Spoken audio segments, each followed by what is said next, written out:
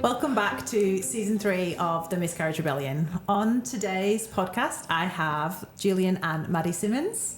Julian and Maddie Simmonds made huge support for Pink Elephants with our Leave for Loss campaign when Julian was a former MP in federal parliament.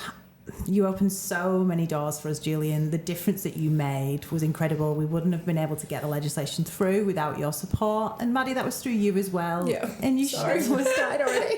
Oh no, we barely started. Yeah. There will be tears. Yeah. Your energy and permission for Julian to use your story and to share that in such a public setting when it was such a private and real grief and you were actually still in and on your journey at that point was an incredibly brave thing to do. So I want to thank you as well for that. I am going to start with asking you to tell the listeners about your experience and what landed you to be so connected to Pink Elephants. And I'll start with you, Maddie, if that's all right. Yeah, of course. Everyone's heard this story. If someone says relax, that's normally when you fall pregnant. So we did, 2 years of full-time IVF. We did 9 rounds of IVF, sold our house, sold our cars, went on a very long holiday, quit. I came home and I found out I was pregnant with our first Theo, who's almost 9. And then after, we thought we've done the hard yards, it's going to be easy for us from now on in. And I had 3 miscarriages in between Theo and Lottie. Theo and Izzy, sorry, third child, you know what it's like, you forget their names. And that was when Julian was in federal parliament, and I remember him calling me, you have these disjointed conversations with kids yelling in the background, and I said, sweetie, how was your day? And he said, I've met this amazing woman, you'd love her, you have to come and meet Sam. And he told me about the work you were doing, and I guess that was all a bit foreign to me because I had a wonderful boss at the time. And, I didn't have to explain much. I walked into his office, burst into tears and said, I'm going home. And I think I just didn't understand how lucky I was and that not everyone had that privilege. Mm-hmm. Yeah, absolutely. And that's what we were here. We chatted about this earlier off camera, that Leave for Loss came because within the Pink Elephants communities, we were witnessing people sharing their experiences of returning to work the same day as they'd had the news that they'd lost their baby on a scan that morning, or going back to work while still bleeding from a procedure to remove their baby, and having to present in boardrooms, present to teams, like just work with their colleagues when they just weren't ready yet at all. And so I went down this rabbit hole of, well, what is the legislation? What is that?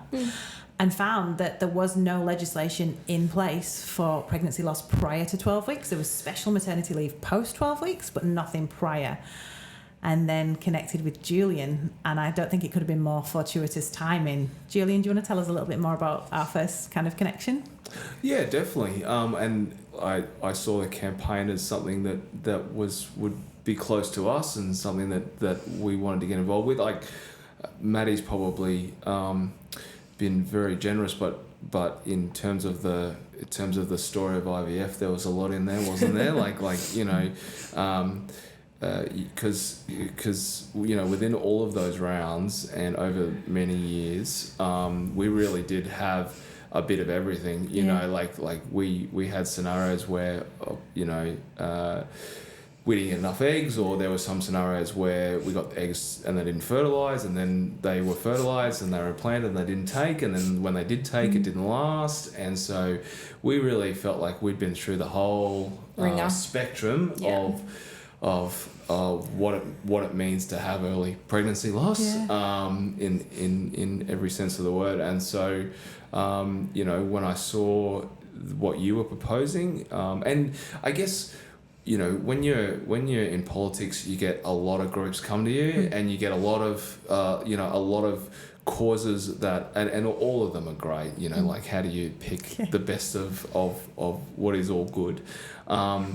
But, when we met, it obviously resonated with us, and but B, you had a really tangible solution, and a lot don't. A lot just have a problem, and they're problems, there's no doubt about it, and they're problems that need to be solved. But you had a tangible solution that could be implemented, and I could see a pathway of how we might do it. And so that was all the encouragement that we needed. But to go back to your original question, it was important for me that that Maddie met you, because I could tell from the beginning that, to get people enthused about this, because it was going to be hard, they needed to understand the personal connection that I was bringing to it, and I couldn't have done that unless both Maddie and I were willing to share together.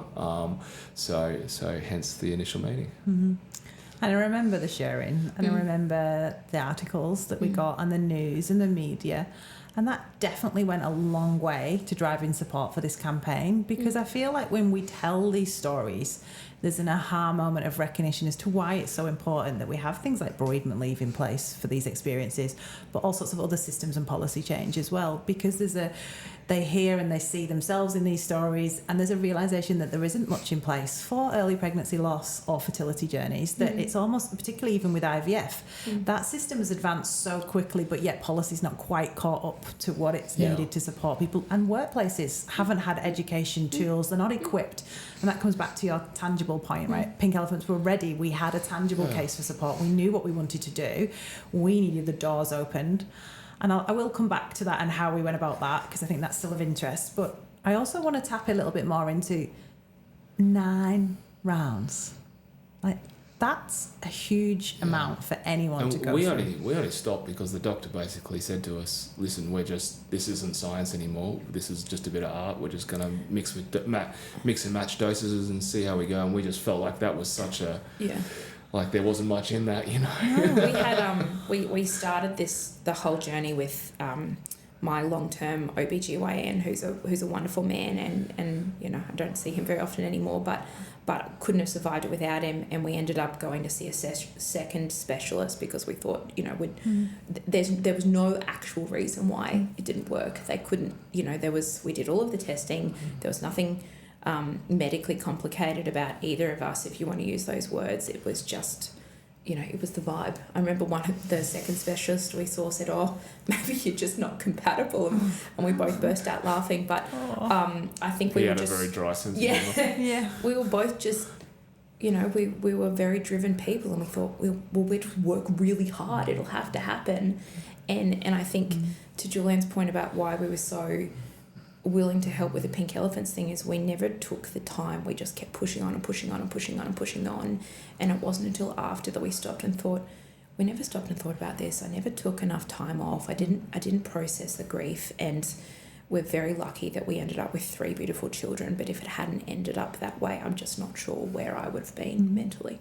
Yeah, and that's often so common. We see that so much with Pink Elephants community, that women and their partners are so ready because you're so driven by the outcome of wanting a baby in your arms that you just go again and again and again and again. Yeah. And it's chipping away at you on the inside often, but we're not talking about it. We're not supporting women and their partners through it. We're not having enough conversations, enough validation, empathy. And it's only often when you come out the other side that you start to kind of process. Like, I know for me as well, I ended up with postpartum anxiety with Johnny. I don't remember the first 4 months of him, because I was such a hot mess, because by that point I'd finally got a baby in my arms and I started to exhale but started to process. I remember someone making a snide comment to me, and I can't even remember who it was, but they said, you've worked so hard to have a baby, you wouldn't want to complain about it afterwards. And I think I found that really difficult. When Theo was a baby, I thought, I have dreamed and wanted this for so long, and now it's actually really hard. And it's important that we allow us. I can say that too as well. Like, I found my babies really hard at times, and it's okay for us to find it hard. There's a duality of both of these things, right? And we need to talk about it. It's almost as well with pregnancy after loss, right? How we're expected to be really grateful, and we forget about all that business of trying to conceive, fertility, miscarriage. Oh, well done, you're pregnant now. It's almost like that's okay, you've solved the problem, but we're forgetting about everything that we've just been through to land here. I'm not okay, I haven't quite landed yet. Often we see women experiencing huge amounts of anxiety, men trying to hold space, trying to work it out for the partner, and it doesn't always work out, right? You could end up back in another loss cycle. And we don't talk about that pregnancy after loss anywhere near enough. I remember a GP, sorry sweetie, I remember a GP saying to me that, it is akin to going through, like going through cancer or something like that. It is long-term proper trauma, and no one talks about it. And you spend a lot of time with Pink Elephants trying to get people to have the resources to talk about it and take the time to talk about it. And what are the drivers for not talking about it and just wanting to get back out there? And then there is a whole there is a whole gamut of early pregnancy loss within IVF that for a whole lot of reasons, you're right, it has extra pressure not to just to get on with it and do the next one and push on. Totally. So there's a lot of drivers there about why people should take the time to talk. 100%. How is it balancing all of this whilst being in high functioning careers, professional lives, both of you? I think we'll combine that with the fact that we got married quite young.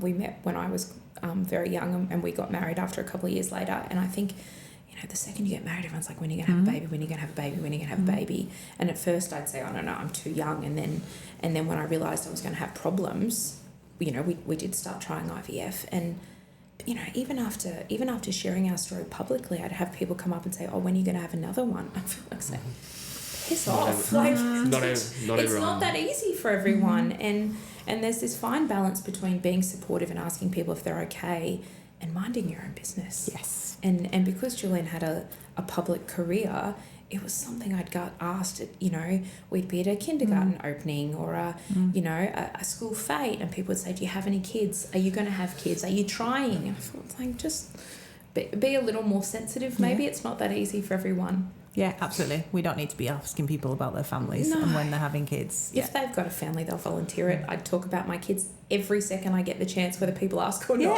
Yeah, totally, right? Yeah. 100%. How did you find balancing it whilst trying to look after Maddie and yourself as well? Yeah, I mean, I guess it's just like any other busy career. We always had something to go to, and maybe with politics there's a lot more weekend stuff and things like that. But like I remember, Maddie was trying to forge a career, and she's she's trying to keep the injections at the work fridge, and I'm ducking out of, I was then in council, so I was ducking out of civic cabinet meetings to go up to Spring Hill to do things, but that's just, That's quite a picture. yeah, do things. Yeah. That was diplomatic of me. How's your lunch, Julian? Make deposits. But it's the reality of it, right? The juxtaposition. It's not glamorous. Yes, that's right. It's a very odd thing to kind of do anything. But look, but it's just like busy careers, and I think. As I'm sure you look back and everybody looks back, you think at the time it felt like we were really busy and we couldn't spend the time on it, but actually you really could. You weren't doing anything world shattering. So it was if we had our time again, we'd spend more time on it, and like just making but you always feel like you're busy and balancing, but the reality is you can take a lot of time for this stuff. It's important. But maybe that kind of helped with the grieving process too. We would, if we could go back in time, not that I want to, we would have taken more time and dealt with it and looked after ourselves and our relationship a bit better. But I think being able to help pink elephants in the small way that we did, certainly for me, felt like, it wasn't all hope. It wasn't small. It was huge. Not compared to what you do. But I think it was an important part of my grief process, being able to help make a difference. 100%. That's called translational grieving, right? That's I think elephants exist. Yeah. That's probably why we get on as well, right? It's that feeling of needing to do something, to propel forward, to fix almost, and you kind of realise halfway through you can't actually fix this. We can't take the bereavement and the grief away from people, but we can make sure that systems are set up to ensure that they're met with validation, empathy and connection, and one of those systems is workplaces, right? That we need to look at. We spend so much of our time in the workplace. And for me, it was just abhorrent that I was hearing all of these examples in our communities, and I was like, what do we do about this? How do we change this? Like, this is not good enough. And like, to ringing up Fair Work Act of Australia and speaking to some random person being like, you must change this. He was like, you can't just change the law. I was like, why not? How? And then, like I said, the universe was fortuitous. We did get connected, and then you were incredible. So I think that's a really nice segue to move there again. Like, you obviously met with us. You could see that we had a tangible case for support. You understood how we could kind of get this through. And talk us through what it was like for you when we had the meeting with the former Attorney General at the time. Yeah. So it was in Michaela Cash. No, it was, before that we met with Christian Porter. Oh yeah, you're right. Remember when I came to Canberra? It was like just before all the lockdowns, right? Yeah. We were just okay.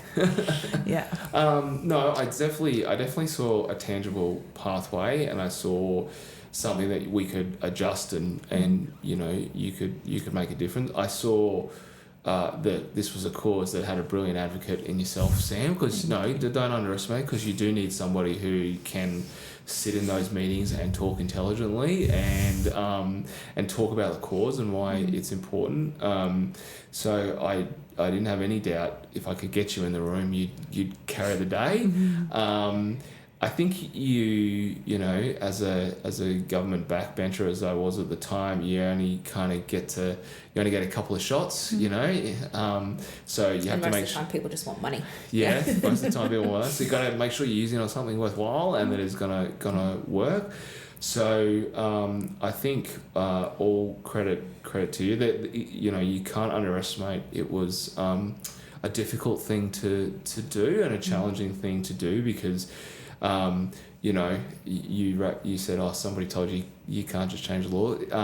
Of course you can just change the laws, but the law that you were talking about changing was the Fair Work Act, which for Conservative or the Liberal Party is pretty much a third rail of politics after work choices. So you don't, as a rule, you don't, from that side of politics, you don't want to touch the Fair Work Act, and then you got to go through.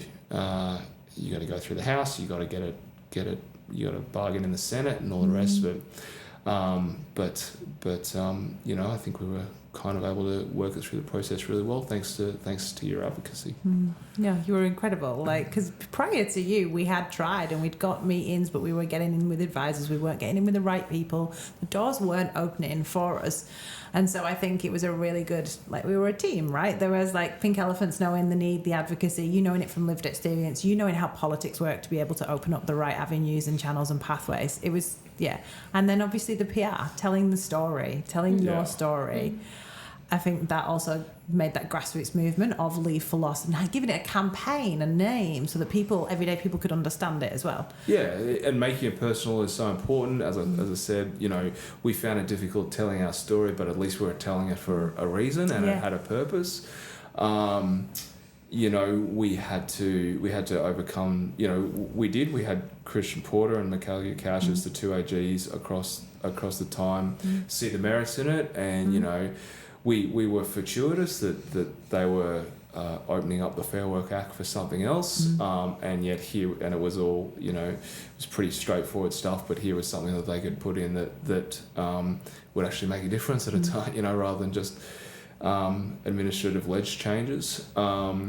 We had to do a bit of work, didn't we? I mean, they originally came back and said they were worried about the impact on small business. You'd expect that, because leave costs money at the end of the day, and we were able to get a donor to pay for some polling around small, directly with small business people to say, hey, would you see this as a negative? Is it an impact? Would it help you attract staff? And overwhelmingly, it was positive. And that was probably a really nice moment for you to see it return. That businesses as well could see that this was something that their staff would need, and that they were willing to incorporate it.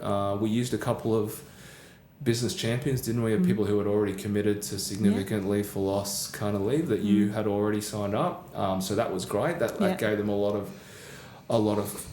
comfort. But then I had to go and, I had to sell it in my party room and explain it, and people spoke against it, believe it or not. So you could there was we won't mention names, but there was some crazy conservative politicians, quite frankly, who were worried about whether this would lead something, and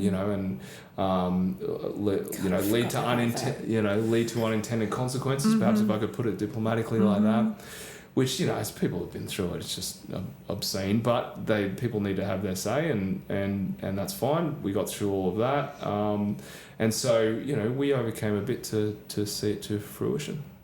Yeah, and we did, and just talking now, it kind of takes me back. It all comes back. I remember when you two, I think, must have been either the travel ban had lifted or the end of COVID. I remember having the kids in the office, and you two went off to a meeting and sitting there being like, "Oh my God, I hope this is going to go well." Yeah. Well, and we I think it went through the House, and that was a great moment because I got to speak on it, and I really enjoyed that because I felt like I think we need to share that. I'd done my clip part. with this. We're going to put that clip in this because it was epic. Felt like I'm going to have to go back and read that. Yeah. Well, I enjoyed it, and I made it personal with Maddie's permission.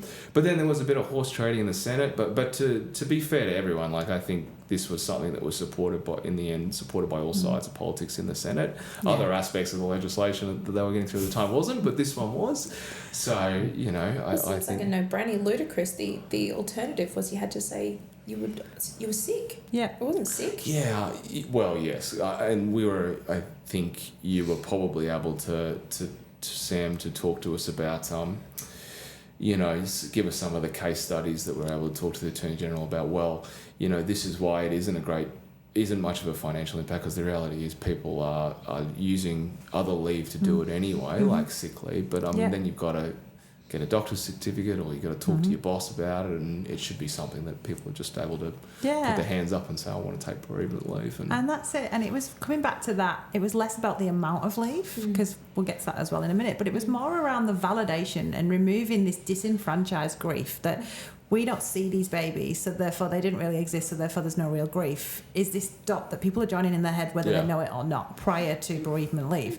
And so we needed it to be bereavement leave, because what that does is it's a permission slip to say, hey, you've lost your baby. It's okay to grieve the loss of your baby.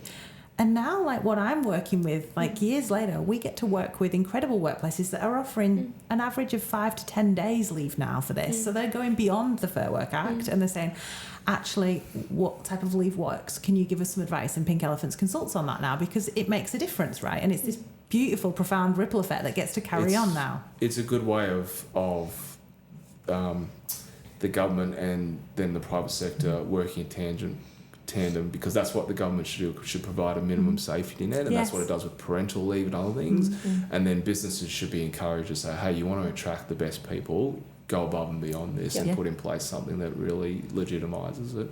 So I think just because we've got the legislation there as a safety net now doesn't mean we shouldn't be pushing corporates to do a lot more. And Pink Elephants continues to do that, and we will for a long time to come, because there's so many more that need to get involved. And it makes a difference, right? We know then the return to work experience is something that where they feel seen, supported, you're less likely to have absenteeism, you're less likely to have presenteeism, all those things that we know are not conducive to a productive workplace anyway. And it shouldn't be about numbers, but I can give numbers if I need to. But I absolutely, like, it was a momentous time for Pink Elephants. Like, Leave for Loss, like, it's the biggest advocacy campaign and success that we've ran, and we're incredibly proud of the difference we've got to make. How does it feel for you two, knowing that you played such an integral role with your experience in championing that change? Look, I don't feel like I played a big role at all. I spoke to a couple of journos and I did my hair for the first time in a week to take a photo. I think that was about it. It was the least I could do. I think it validates what happened to us. You know what it's like. You fall in love the second that line goes pink. It doesn't matter what happens after that. You're in love and they're a part of your family, and I still feel very lucky. Ugh, sorry. No. It's Totally okay. Yeah. And I think it shows how connected we still are, right? Yeah. No, I love that. Yeah. No, we were very pleased to do it, and if we only got to do one thing, we're pleased it was that. It was an epic one thing. Yeah. I'm just going to say that. So if we go forward now, and after all of your experiences and looking at Pink Elephants and where Pink Elephants is now, like, what are your hopes for the future for people who have to go through IVF or pregnancy loss? What do you want to see for them? What's your hopes? I think I want people to talk about it more publicly. You know, everyone holds back until, 12 weeks or 13 weeks, whatever test you do, to wait. And I completely understand that. I never, other than probably my mum and my sisters, we never talked about it before that, because you're so scared about losing it or something happening. But that's actually when you need the most support. Yeah. You don't have to shout it out from the rooftops. You don't have to do a social media post, but you should be able to tell people in your network. You should be able to say to your workplace, actually, I don't want to lift that, or I need to spend some time from home. I've got to care for myself first and foremost. I think I'd like to see more people talking about it. to my point earlier, I think people should be a little more sensitive about asking. Mm-hmm. You know, just because you've had one good experience or it was really easy for you, don't assume that that's what's going on for everyone else. Just a bit of care and compassion around it all. Yeah, that's right. And not talking about it publicly in the sense that we talked about it publicly, but yeah, we probably only told two people, you know, parents and things like that, and then even then probably not even every time it happens.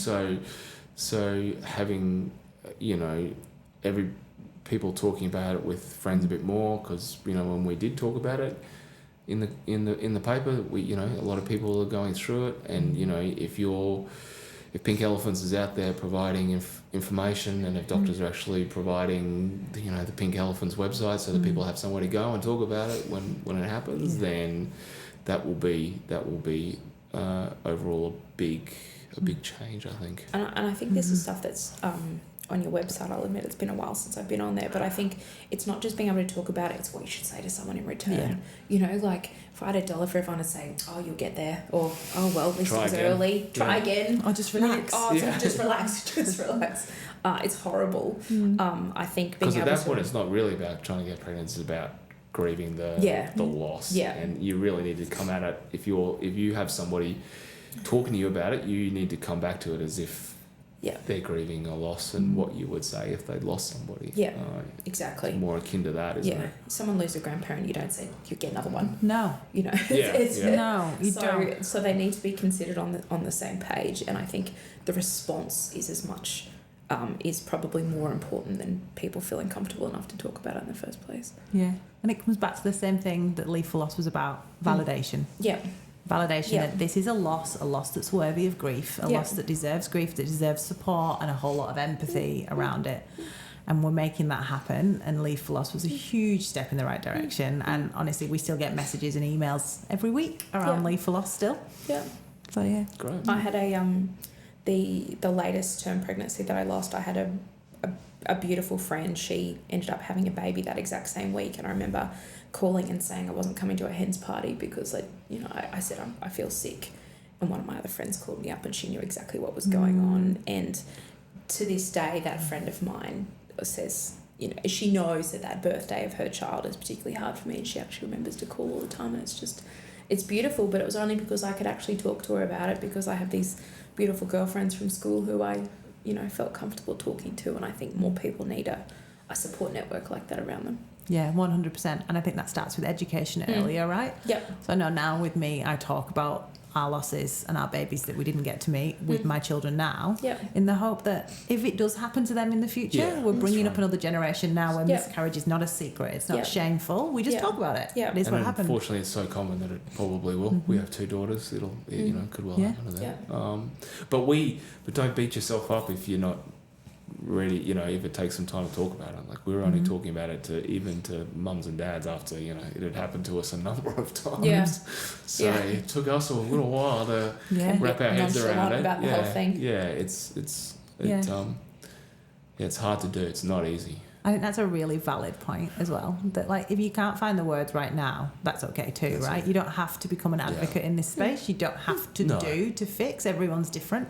But I do think that, if we can, as a society, try and remove some of this silent shame stigma, we can create safe spaces where people can share with their girlfriends, with their workplaces, and then the healing begins. And if you can't find the words now, then you listen to the podcast, or you look at your material or something, you see how other people have spoken about it. And it helps. It does. It really does. God, I've loved this.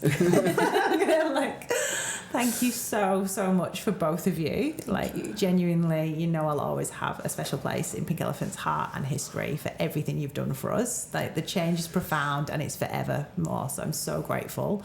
And thank you for coming again and reopening and sharing something that is still deeply personal, but we're grateful because others will feel seen from it too. We should be thanking you. Very much so. You did all the work. That's right. And we got to come in and do something that was worthwhile and we enjoyed, but you've been plugging along at it every day and building this up from the ground up, and we're incredibly grateful for the opportunity that you gave us to talk about it and to figure out in our own mind how to share it and work through the grief. We're very grateful.